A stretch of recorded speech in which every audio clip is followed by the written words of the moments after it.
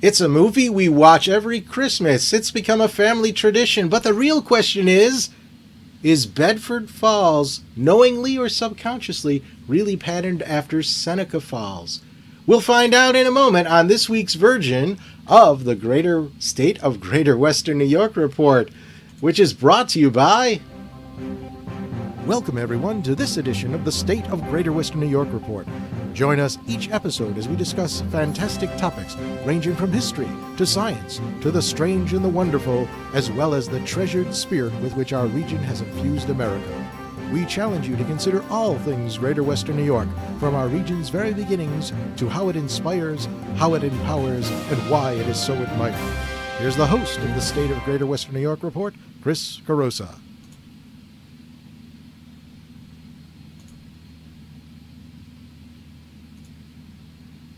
Well, hi there. We just short-shrifted our first sponsor, but that's okay because we know who they are and they'll forgive us.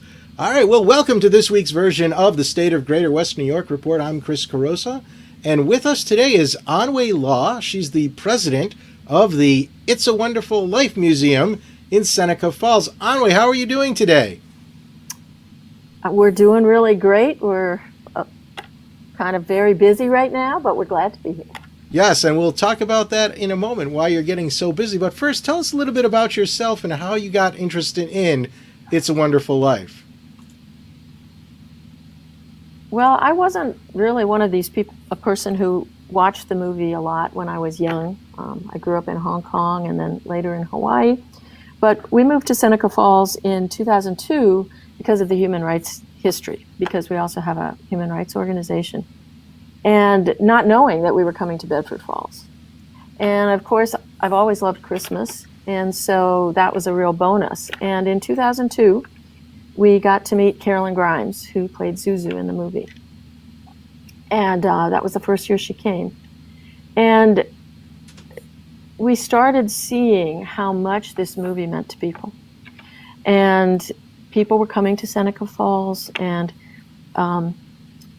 it just seemed that there needed to be a permanent place and to remember this movie. And so maybe I'm jumping a little bit ahead, but it sort of goes with why we're involved. And it's because we see how much this movie means to people. And also how this movie is a very powerful tool to talk about things that are still very relevant today in society. So let's get right into the question that a lot of people ask, and that is, do we know for sure that Bedford Falls and Seneca Falls are the same place? Well, I think about 15,000 people descending on this town next week maybe would give you a little bit of an idea. Who makes that decision? Who's going to make that decision? I think that, I was going to say that in reality, Frank Capra, who made the movie, never really admitted that it was Seneca Falls, right? Is that a correct interpretation? Yes, but I guess we always say, why would he? Because Bedford Falls isn't supposed to be one place. It's every place. You know, Frank Capra was really good at touching people in their hearts. And if Bedford Falls was one place, how does it relate to you? Exactly. If it's every place, you know, I remember a little town I used to go to in Wisconsin to be with my grandparents at Christmas. To me, that was Bedford Falls. It's like The Simpsons. Yeah, it's like The Simpsons not saying what state Springfield is located in, because it's everywhere. Tell us a little bit about the background and the coincidences between Bedford Falls and Seneca Falls. Just start with that initially, then we'll get into maybe the journey that Capra took through Seneca Falls. But let's start with some coincidences first. Well, I think you have to look, first of all, at the location of Seneca Falls and the location of Bedford Falls. What do you hear in the movie? You hear the names Buffalo, Rochester, Elmira. They're all in the movie. They're all, within 100 miles of Seneca Falls. Cornell University was in the final script, but taken out at the last minute. There are things in town. There's the name Partridge. Mr. Partridge was a very prominent person in Seneca Falls. There are 2 buildings with his name on it.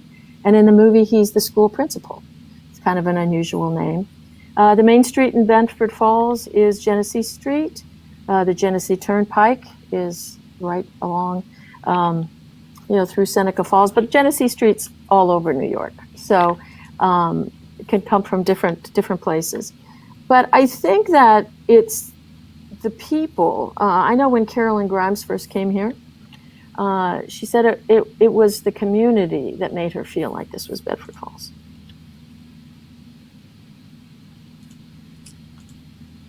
All right, so let's talk a little bit about Capra himself. So tell us the story about how Capra ended up going through Seneca Falls right at about the time when he was probably imagining the storyboard for the movie. What sent him here, and how did he get here, and maybe who did he talk to?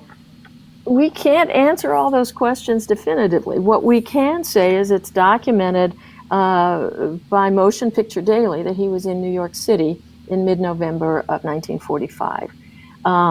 They had some events to promote It's a Wonderful Life, what was going to become the production of It's a Wonderful Life. So we know he was there then. And then we know the local barber here, a local barber, Tom Bellissima, recalls cutting his hair. So that places him here, and about mid-1945 too. And so he had conversations with Capra. He didn't know who he was to begin with. In later years, I've been told he was a little embarrassed because he didn't recognize Capra, but he was new to this country. And but they talked about their names, and Capra means goat, and Bellissima means the beautiful one. And so that always stuck with Tom Bellissima, the name of Capra meaning goat. And years later, he saw that he was this famous director, and he recalled their conversations, and he saw It's a Wonderful Life. And it was like a lot of that started to gel then within him, the things Capra had asked him. And this is all from interviews done with him. So he's getting his hair cut. But why was he in Bedford Falls? Oh, sorry. Why was he in Seneca Falls to begin with? Well, we're told that he had an aunt who lived in Auburn, about 20 minutes down the road. So that he was... Again, this is an oral history, that he was on his way to see his aunt. And who knows? Does he just come through Seneca Falls and go, oh, was it, we don't know that it was a destination. We know he'd been in New York City, and we've been told that he was going to visit an aunt in Auburn. And so apparently found himself here. Now, as he's traveling, or as he's talking to the barber, they have typical barber conversations. At what point do you think maybe he might have asked about a bridge, or why might he have done that? How did the bridge come up? I guess that's the question, because that's a key scene in It's a Wonderful Life, and it makes sense. And we'll show some pictures on this, and you'll get a sense for how this bridge looks very similar. It's probably painted a different color now than it was back then, but tell us a little bit about that. Well, again, all we can do is sort of speculate based on what we do know. And, it's likely, when you come through, you see this bridge when you come through Seneca Falls. Now, there are bridges like this all over, but our bridge is very special because it has a plaque on a bridge to a young Italian man. And I think you'll show that in a little bit. And so when Capra's in Seneca Falls, he's going to see this bridge, and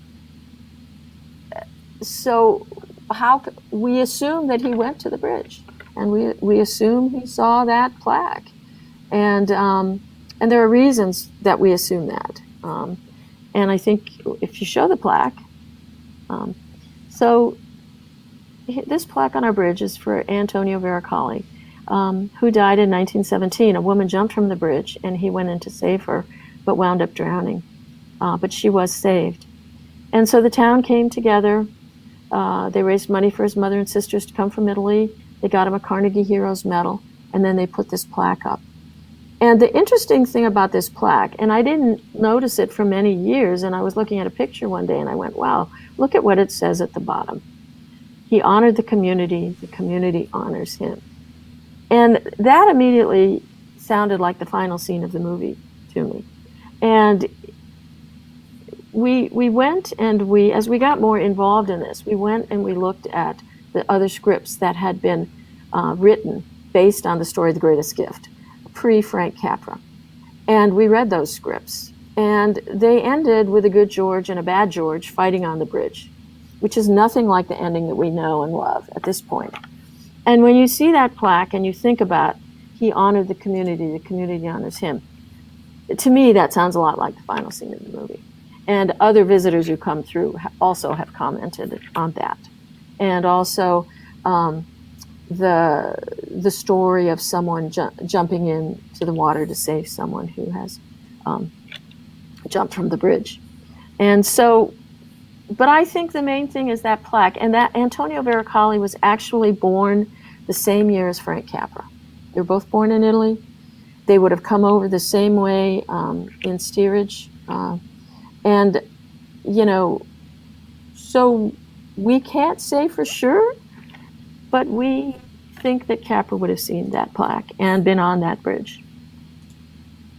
So there's no real definitive proof, but there's a preponderance of evidence. I guess that's a good way of saying it. Are there any other assets within Seneca Falls that might evoke some images of, besides like the way Main Street lurks and things like that, that might evoke some images of what you see in It's a Wonderful Life? Well, I think when people come here now, but it looked different in those days. And I should say one other thing I didn't mention was that Tom Bellissima did tell a reporter and other people that Capra had asked him about people factories in the bridge. Okay, so that's also has been documented as the oral history. But I think, you know, when people come to Seneca Falls now, and it's a smaller town than it was in those days, but they look at it and they just go, wow, you know, this has the feeling of Bedford Falls. And, you know, it is a small town. And as I said, when Carolyn first came here, she got out of the car, it started snowing, she saw the bridge and she said, I'm home. And has really then introduced us to a lot of other people connected with the movie. And many of those people have come here. And they all believe this is as close to Bedford Falls as you're going to get. Very good. So the interesting thing I've always thought is that this whole scene of the person of, you know, jumping into the water to save the Clarence, it turns out, it wasn't in the original story. It was added in by Capra, presumably sometime after he visited Seneca Falls. To me, that's probably the closest that you're going to get to a smoking gun because of the coincidence. And I didn't realize that they were born the same year. The man who drowned saving the woman who tried to commit suicide. So it's an amazing coincidence that, like I said at the very beginning, we don't know if he did this on purpose or maybe he did it subconsciously. There's a lot of things that go on and you can never tell what a person is thinking, but it certainly looks like Bedford Falls and Seneca Falls are likely to be of the same ilk. And maybe it goes back to what you're saying at the very beginning, that it's supposed to represent everywhere. And maybe that says more about Seneca Falls as being a place that represents anywhere in real life, or everywhere, I should say. So we'll talk more about the museum and the festival that's going on in a moment, but first we're going to break, this time for a real sponsor.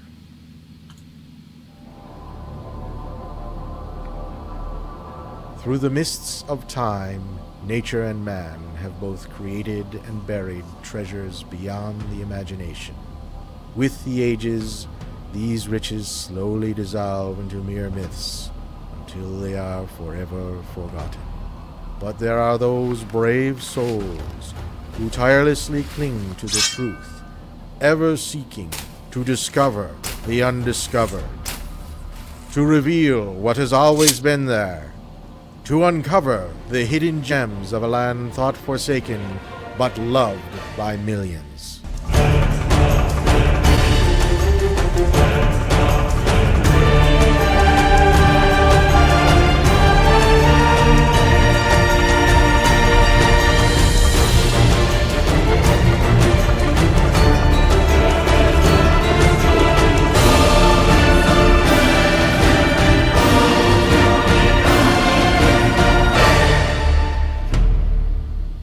50 hidden gems of Greater Western New York. Discover the secrets in your own backyard. Buy your copy now at 50hiddengems.com. Welcome back to the State of Greater Western New York Report. I'm Chris Carosa. With me today is Anwei Law. She's the president of the It's a Wonderful Life Museum. And we got a question in from one of our audience members, and that is, are there any competitors for the title of Bedford Falls? Have you ever heard of other cities making the claim that they're really Bedford Falls? And what are your thoughts on that? Well, there's Bedford, New York, and Bedford Hills, New York. And the first person to write a script, the story of the greatest gift, Mark Connolly, lived in New York City and wrote that Bedford Falls was in Upper New York. So the name Bedford Falls came from him. And so we have had people from that area, from those towns, talk about,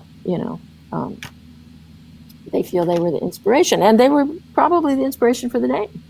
So, and there are different times people come in and there's something, in their town that they think probably was seen and this and that. But I think that's why Bedford Falls is everywhere, right? Because people want that connection and see something in their town that reminds them of Bedford Falls. But I think with Seneca Falls, there's a few things. And sort of the connection is growing all the time.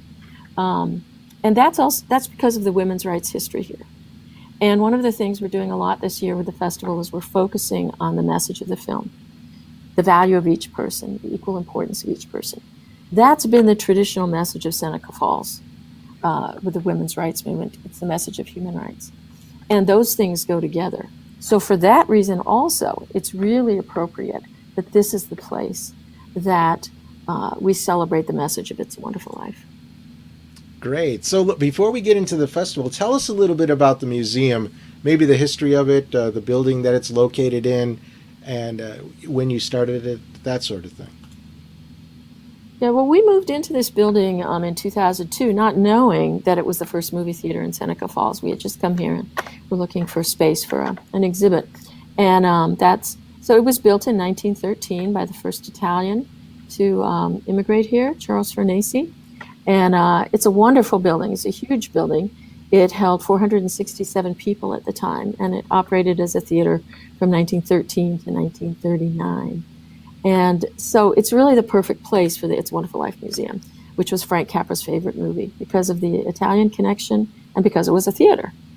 And so we've been in this building for a long time and have talked to the grandson of Charles Farnese and gotten information and photos. So that's very much a part of our museum. We want to remember that as we expand the museum. So I think that it was in 2010, we'd been talking to Carolyn Grimes every year as she came here. And we talked about the need for there to be a permanent place for people to remember It's a Wonderful Life, because not everybody can come to the festival. So she came out here in the spring of 2010, and we did some interviews with her. And then we opened the museum in December of 2010 at the festival. And we had one display case loaned to us by the Historical Society. We had a row of quotes, or a wall of quotes by Frank Capra about the value of people and the dignity of people. And that's really the foundation of this museum, is his vision and his words. And also the story of Antonio Veracali. And we had some items from Carolyn's collection. And so that's how it started. And now we have more than 30 exhibits. And what's really, I think, interesting about this museum, it's a collective effort. People are sending things to us to be a part of it. A man sent a couple letters he had gotten from Frank Capra when he was in college. And they're wonderful. And, the actors in the film have sent different things about their lives, about their careers, things that are meaningful to them. So it's a place where you can learn about the people who were in the movie, and you can learn about the movie, but you can also see people's love for the movie. Because a few people, but especially one man, has found things that are just like what was in the movie. because there are only 4 known props left from the movie, which is George's car, Ernie's taxi, and 2 pair of Violet's earrings. So everything else is gone. There was no eBay in those days. And so people are finding things that are just like. So we have a feeling of the movie here. And when we expand, we plan to recreate sets. And we'll be all set because people have been sending things that they're finding in antique stores and all over the place. So it's just this collective memory that people have and a collective effort. And I think that the actors and actresses who were involved slowly got to know you and got to know Seneca Falls. Tell us the story behind that, how they came and maybe who helped encourage them to come and visit and participate in the annual festival. It's all because of Carolyn Grimes. She goes around the country as Zuzu. She's become an ambassador for this film. And you'll see in this photo, you can see Carolyn on the left, and Carol Coombs is Janie, and next to her is Janine Roos, who's young Violet, and then Jimmy Hawkins, who was Tommy Bailey. And so Carolyn's introduced us to all of them, and also to other people. Donna Reed's daughter, Mary Ellen. Frank Capra's granddaughter comes here, Monica Capra Hodges. This year we're also having Virginia Patton's daughter. She was Ruth Bailey in the movie, and her daughter, Carol Loop, is coming. And that since you have this up, we also, this year we have 7 cast members coming. And you can see in this photograph they're depicted. So you've got Carol Coombs, the top left, who played Janie. You've got Zuzu in the middle, Tommy. In the second row on the left, you've got Michael Chapin, who was a child actor for quite a while. His brother and sister were also child actors. And he was one of young George's friends. So he got to slide down that hill on a shovel, which is pretty cool. So he's coming. And then I'll go over to the far right there. You can see the baby, or I don't know, toddler in the crib there, and that's either Donald or Ronald Collins. So they were twins who played that role, and they don't know which one of them actually made it into the movie. So they're both coming, and they're great to talk about because even though they were in the movie for that long, it's affected their lives, and they see the love of people. And then the 7th cast member, which we do call a cast member, is George Bailey's car. So we're very excited to have it coming in from Colorado this year with its owners, Keith and Marilyn Smith. And it's really, we've seen this car, and it's quite remarkable. It's in wonderful shape, thanks to Keith and Marilyn, who've restored it. And it's got the prop number from It's a Wonderful Life on it. So it's really special. And people are going to be able to see that at James Chrysler Dodge Jeep and Ram, just on Highway 414. So tell us about the festival. Go ahead. Yes, I was going to say we prepared this for the festival. It'll be December 8th to 12th. We did 5 days this year because it's the 75th anniversary. Anniversary. So unfortunately, Janine Roos, who played young Violet, is not going to be able to attend. But is certainly here with us in spirit, and we're just launching a new exhibit on her that includes her original script, which is quite something. There were 35 takes for that one scene where they converse about how she liked all the boys. And so it's 5 days full of activities. Our museum's coordinating activities with the actors, and there are a lot of presentations. Most of those are held at Trinity Church in Seneca Falls. It's a large space. And so there are presentations by the actors, presentations by people who are experts on the film. We're showing a couple of films, documentaries. We're showing Frank Capra's American Dream.